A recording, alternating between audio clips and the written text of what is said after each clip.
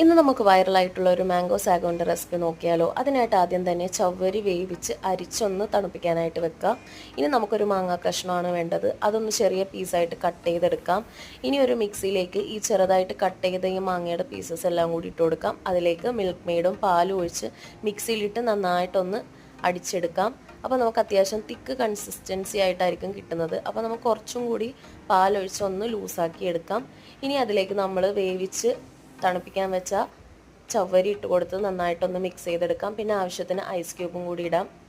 അപ്പോൾ നമ്മുടെ mango sago ready ആയിട്ടുണ്ട്. ഇനി നമ്മളൊരു ഗ്ലാസ് എടുത്തിട്ട് ഈ മാംഗോ സാഗോ അതിലേക്ക് ഒഴിച്ചു കൊടുക്കാം. പിന്നെ ലാസ്റ്റ് കുറച്ച് മാങ്ങയുടെ പീസസും ഇട്ട് കൊടുക്കാം.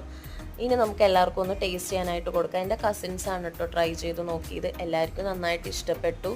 ഇപ്പോൾ മാംഗോ സീസൺ ആയതുകൊണ്ട് ഇതൊരു വൈറൽ ഡ്രിങ്കാണ്. അപ്പോൾ എല്ലാവരും ഒന്ന് ട്രൈ ചെയ്ത് നോക്കാം.